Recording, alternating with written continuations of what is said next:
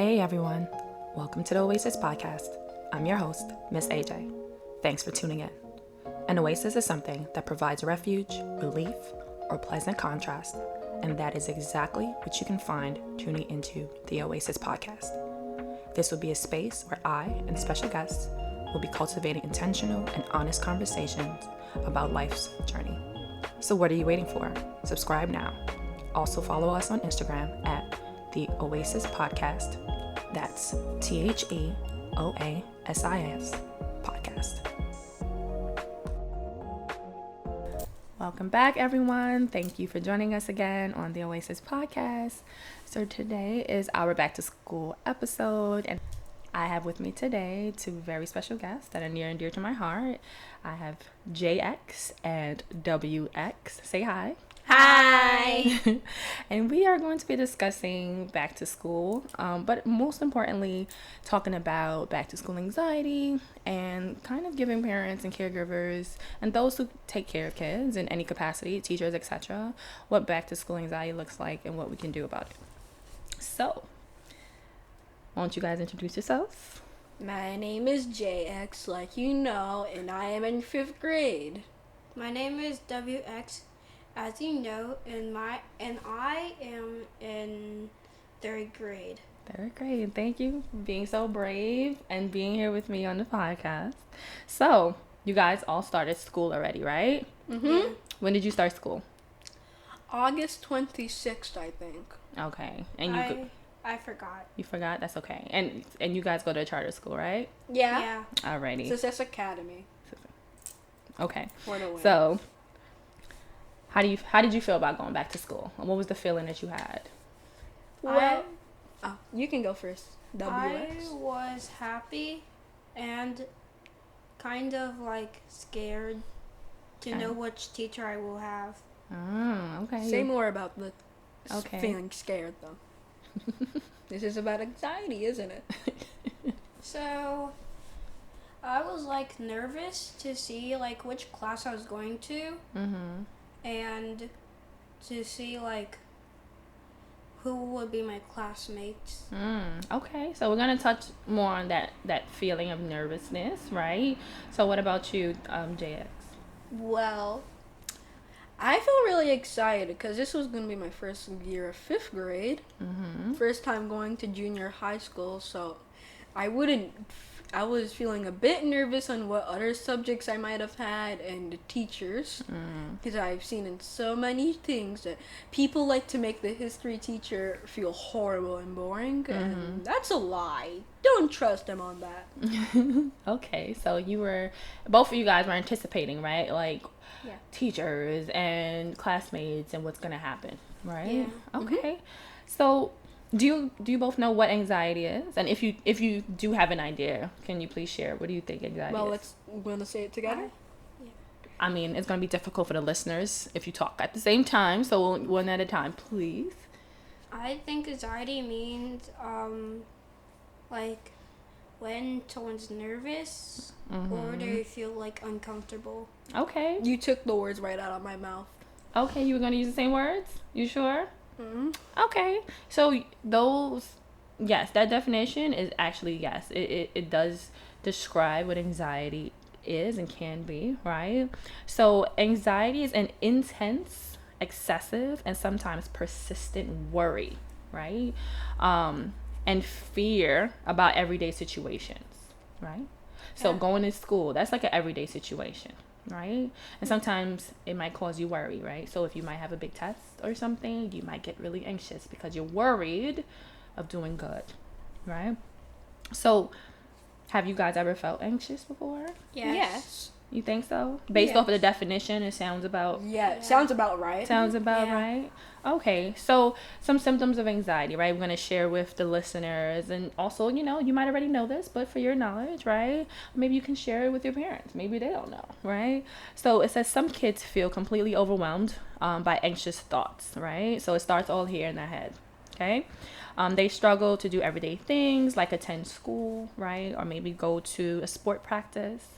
Anxious children even sometimes avoid fun things like play dates and movies because sometimes they're so anxious about who they're going with, right? About doing things the right way and no one making fun of them and things like that.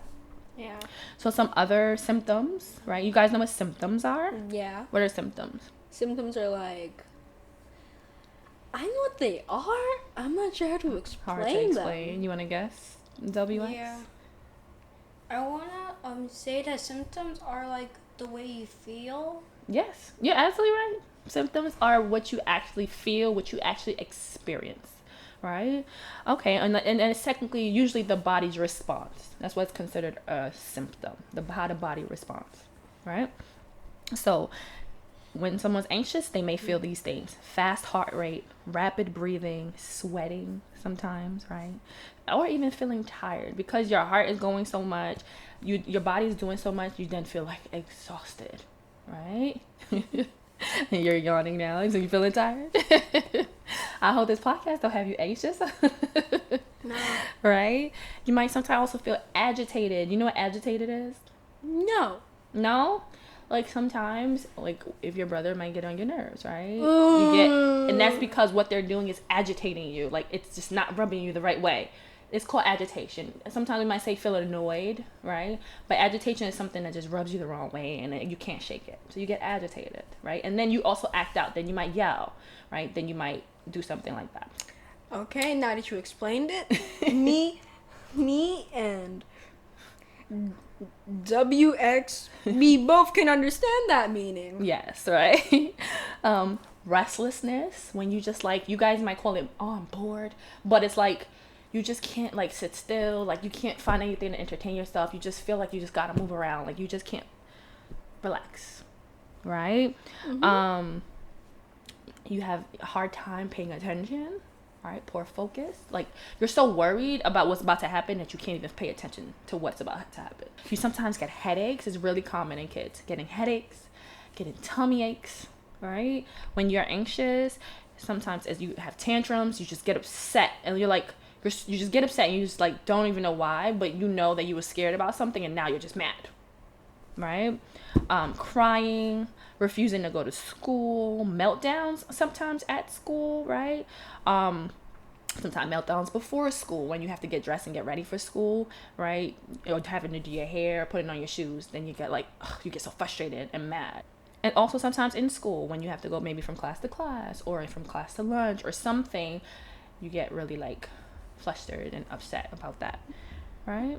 And some people might feel shaky, jittery. Yeah. Have you experienced that, or maybe even know maybe classmates maybe that maybe you feel might have been I had this friend. They needed a special thing so he could sit and fidget the special cube, because he would always need to fidget.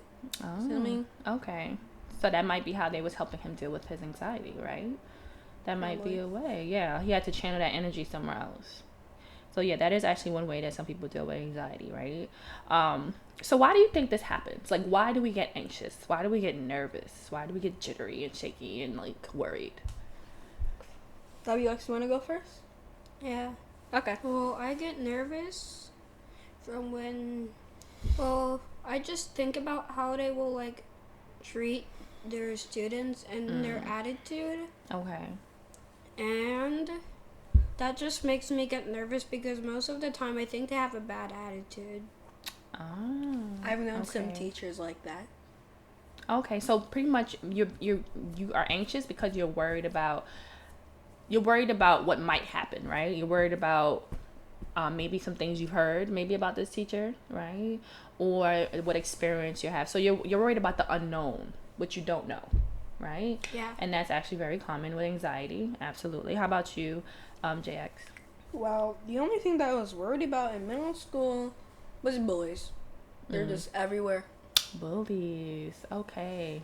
So I agree. you agree as well. So that causes some anxiety for you, right? Being worried about bullies and how other kids might treat you and if they're not so nice, right? Okay, maybe we should have an episode about bullying. We should.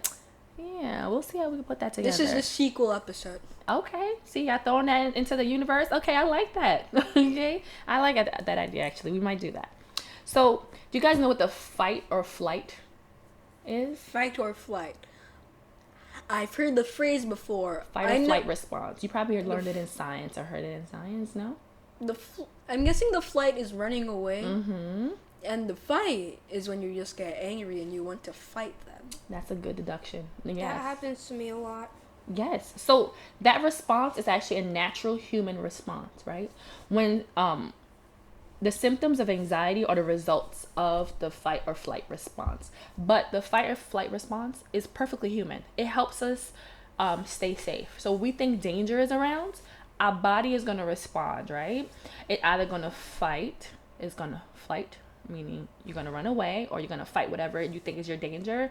And there's also something that's called freeze. That's a part of the response. Freeze is like you literally are immobile and you can't move. Like you just don't know what to do sometimes, right? Sometimes I just freeze when my friend's in danger because I'm just kind of scared. Right, exactly. So that happens as well. So anxiety causes our body to have that reaction to jump into fight or flight, right? And it makes us think that we're in danger. It may not be the case though, but our body thinks that we are, and so we automatically get into this. Our body gets into this phase, into this response, and then that's when the heart starts to race, right? That's when your mind starts to go. So certain things starts to happen because of the anxiety. That your palms get sweaty, right? That those are all responses from the fight or flight. So anxiety does cause that response to happen. So now that we know what we have, the definition of anxiety, we know what the symptoms of anxiety is and why it happens. Do you feel you have been anxious before? Yes. Yeah, right. Jinx. It's actually very common. Anxiety is actually very common in everyone, adults too, because I get very anxious too, to me, believe it or not. And when I was your age, I was super anxious, right? But you can learn to control anxiety, right? There's so many things that can be done. So you both said that you have experienced anxiety. So the times that you remember experiencing anxiety, what did you do to make yourself feel better? Or maybe what did somebody else do to help you feel better?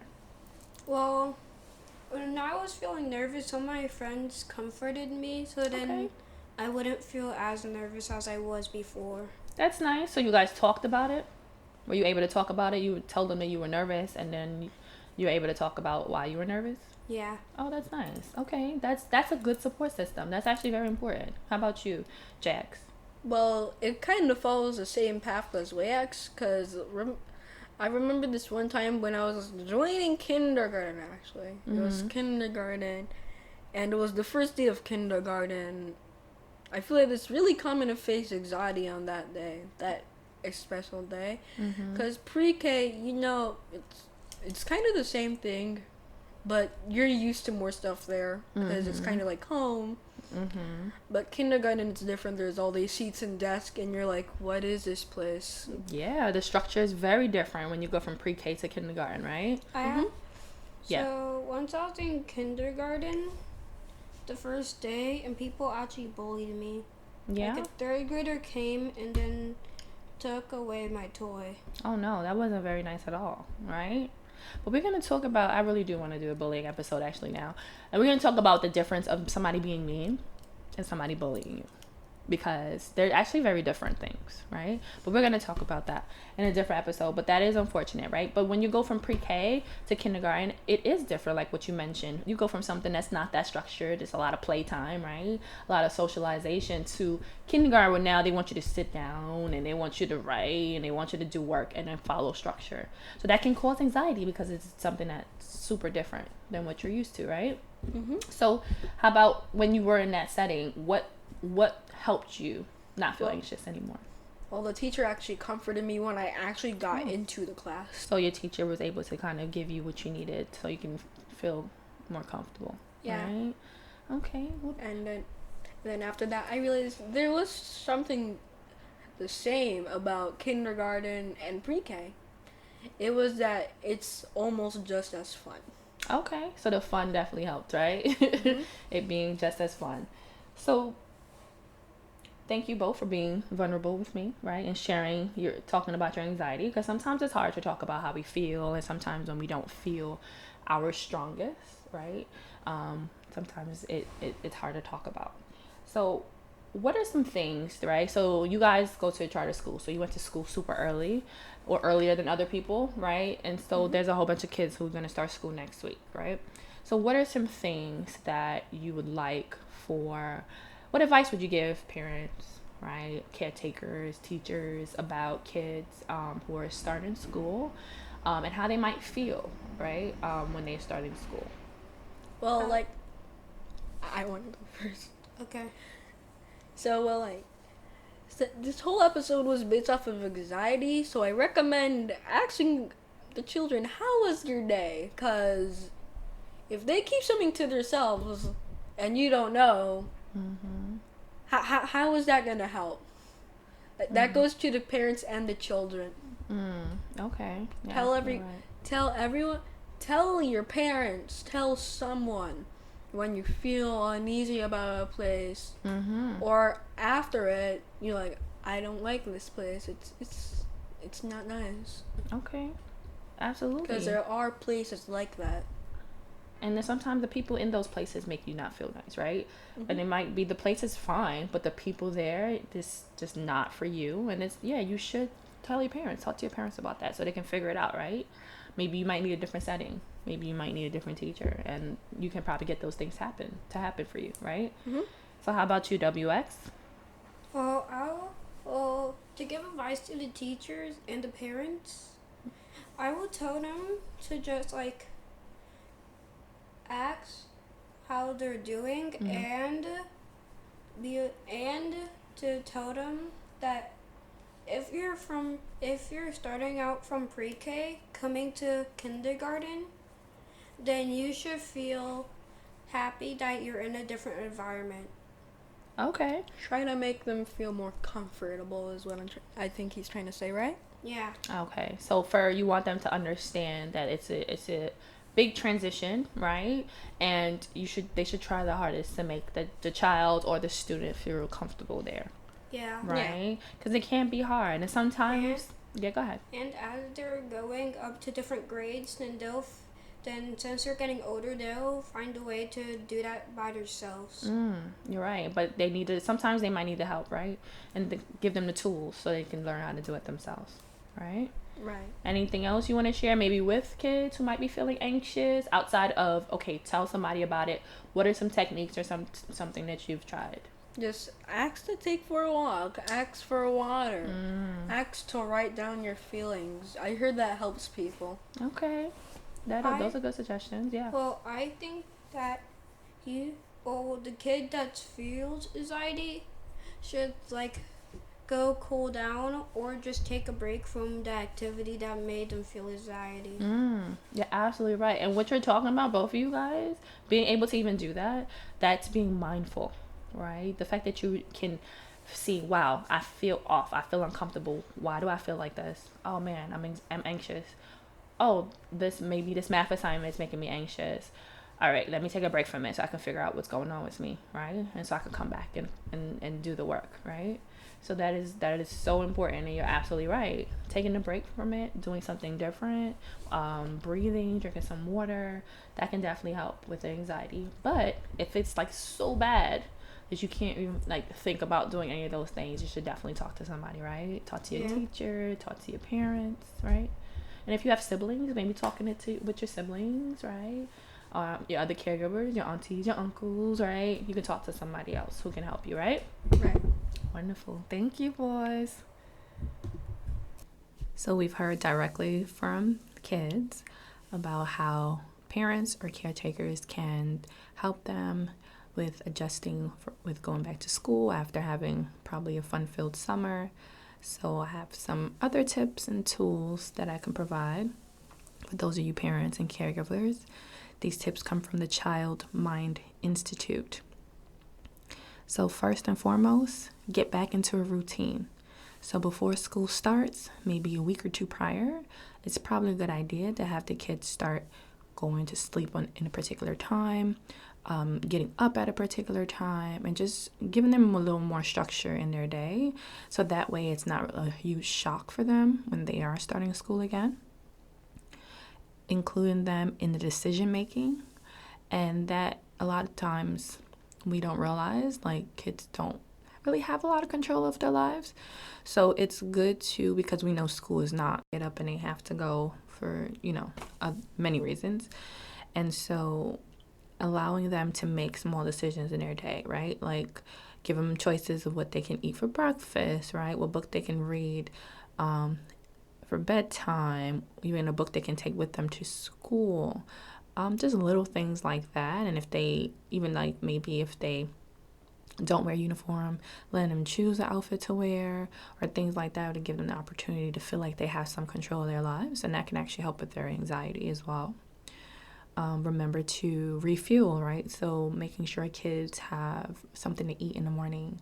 Even if you can't make a whole meal, then give them a granola bar or just something really quick for them. And that helps kind of settle the stomach, right? If the stomach is not bubbling and hungry, they can focus a lot more on the task at hand. Talk to them, right? We heard the boys mention this, talking about fears and feelings. So give them a chance to express their anxieties, right? About their teachers, their friends, their classes, whatever they may be feeling. Just allow them the opportunity and space to talk about those things. Don't share your own anxieties, right? A lot of times we don't realize that we do pass on our anxieties. I know I learned my anxious behaviors from my mother. So I know a lot of people don't realize that, yeah, you can pass on anxious behaviors to people. So if you see your kids are anxious, right, don't make it worse and add it on to their anxieties. And being mindful of what your anxieties are so that you don't misplace them, right? You don't put your anxieties in your child's head when that was nothing that they were thinking about. So this is also a good reason to listen to them first, right? Before you put your 2 cents in, just hear them out and hear what they have to say first, and trying to like check your own anxieties, talking to other parents, talking to your partner, talk to family, talk to a therapist, to make sure you get those things out and before you kind of pass those on to the kids. So promote the positive. So encourage them to think positively, right? A lot of times where our minds kind of just take us to a negative place. So I'm never gonna make friends, or the teacher's gonna hate me, or it's gonna be super hard. But have them focus on what's positive. Tell them, focus on the fact it's a new school year, so that's exciting. You get to learn new things. You're gonna get to meet new people. So give it a positive spin to the negative things that they may be thinking about. And also doing some role playing may be helpful. Doing a trial run, so prior to school starting, if the child is starting a new school, maybe going to the school early, meaning maybe before school actually starts. Go yourself and walk around and get familiar with the school, and then bring the child. Schools usually won't say no to that. They're usually open a few days before school anyway, so you can go and ask them if you can walk through. You can explain, my child's anxious and they just want to get a feel. And that way the child will be familiar with the surroundings and the settings already before they actually get there with a whole bunch of other kids. And so that may be helpful. And then role playing, right? Have them act out something that they're really afraid of. And in that way, you can also help them model to them what is a healthy way to deal with that stress, and give them proper coping skills as well. And also something I think parents kind of sometimes fail to think about. And they think, what, I'm trying to keep my kid busy and I want them, to build their skills, is sometimes you overcommit them to things with sports and tutoring and after school, and all those things are responsibilities that the kid has to take on. And so being mindful that can cause a lot of anxiety too, performance anxiety, right? Like, oh man, I got to really do good at practice. Oh man, I have to really ace this test or this debate or whatever it is, can cause a lot more anxiety. So really manage that, right? Definitely give them things to keep them active, but pace it and ask them, instead of 5 things, let them choose 3 of the 5 things you wanted to put them in, or even talk to them through the process and not just throw them in everything that's open, right? That also ties to make them feel like they have some decision making. But that can also cause some anxiety. So being mindful of these things should help, but definitely, like the boys suggested, communication is always key. Talk these things out. What might cause anxiety in the beginning of the year may not even be a thing anymore in the middle of the school year. However, something new might come up. So constantly keeping those pathways of communication open should be helpful. For today's Connection Corner, I have a quote from Lao Tzu, and I'm probably saying that wrong. But the quote states, If you are depressed, you are living in the past. If you are anxious, you are living in the future. If you are at peace, you are living in the present. Thank you for joining us. Thank you for tuning into this week's episode of the Oasis Podcast. I hope you were able to find something that resonated with you on your journey. Don't forget to subscribe, share this episode, and like us on Instagram at the Oasis Podcast. If you have any questions or comments, direct message us on Instagram or email us at ajsoasis@gmail.com.